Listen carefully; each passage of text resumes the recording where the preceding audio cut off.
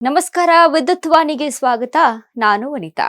ರಾಷ್ಟ್ರ ರಾಜಧಾನಿ ದೆಹಲಿ ನಿವಾಸಿಗಳಿಗೆ ಇಂದಿನಿಂದಲೇ ವಿದ್ಯುತ್ ದರ ಏರಿಕೆಯ ಬಿಸಿ ತಟ್ಟಲಿದ್ದು, ಹೆಚ್ಚಿನ ಮನೆಗಳ ಮಾಸಿಕ ವಿದ್ಯುತ್ ಬಿಲ್ನಲ್ಲಿ ಗಣನೀಯ ಏರಿಕೆಯಾಗುವ ಸಾಧ್ಯತೆ ಇದೆ.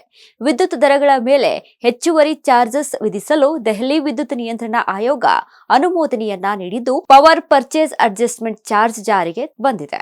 ಈ ಹೊಸ ದರ ಪರಿಷ್ಕರಣೆಯಿಂದ ವಿವಿಧ ವಿದ್ಯುತ್ ಸರಬರಾಜು ಕಂಪನಿಗಳ ಗ್ರಾಹಕರಿಗೆ ಶೇಕಡ 6ರಿಂದ ಶೇಕಡ 10ರವರೆಗೆ ಹೆಚ್ಚುವರಿ ವೆಚ್ಚವಾಗಲಿದೆ.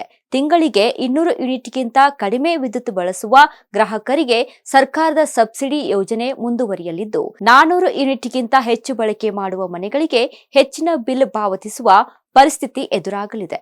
ಇಂದಿನಿಂದ ಮಧ್ಯಮ ವರ್ಗದ ಕುಟುಂಬಗಳ ಮಾಸಿಕ ಬಜೆಟ್ ಮೇಲೆ ಹೆಚ್ಚುವರಿ ಒತ್ತಡ ಉಂಟಾಗಲಿದೆ. ಹೆಚ್ಚುತ್ತಿರುವ ವಿದ್ಯುತ್ ವೆಚ್ಚದ ನಡುವೆ ಹಣಕಾಸು ನಿರ್ವಹಣೆ ಅತ್ಯಂತ ಪ್ರಮುಖವಾಗಿದ್ದು, ಇದು ದೀರ್ಘಕಾಲದ ಹೂಡಿಕೆ ಯೋಜನೆಗಳನ್ನು ಸ್ಥಗಿತಗೊಳಿಸದಂತೆ ಸಲಹೆ ನೀಡಿದ್ದಾರೆ.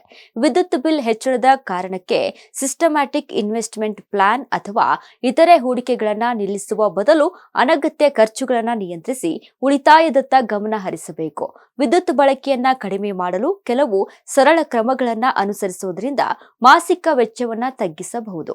ಎಸಿ ಫಿಲ್ಟರ್ಗಳನ್ನು ನಿಯಮಿತವಾಗಿ ಸ್ವಚ್ಛಗೊಳಿಸುವುದರಿಂದ ಸುಮಾರು ಶೇಕಡ 15ರಷ್ಟು ವಿದ್ಯುತ್ ಉಳಿತಾಯ ಸಾಧ್ಯವಾಗುತ್ತದೆ. ಜೊತೆಗೆ ಪೀಕ್ ಅವರ್ಸ್ನಲ್ಲಿ ಹೆಚ್ಚಿನ ವಿದ್ಯುತ್ ಬಳಕೆಯ ಉಪಕರಣಗಳನ್ನು ಬಳಸುವುದನ್ನ ತಪ್ಪಿಸುವುದರಿಂದ ಬಿಲ್ ಮೇಲಿನ ಹೆಚ್ಚುವರಿ ಹೊರೆ ಕಡಿಮೆಯಾಗಲಿದೆ. ಈ ರೀತಿಯ ಶಿಸ್ತು ಇಎಂಐ ಪಾವತಿಗಳು ಹಾಗೂ ಇತರೆ ಹಣಕಾಸಿನ ಬದ್ಧತೆಗಳನ್ನು ಯಾವುದೇ ಒತ್ತಡವಿಲ್ಲದೆ ನಿರ್ವಹಿಸಲು ಸಹಕಾರಿಯಾಗಲಿದೆ.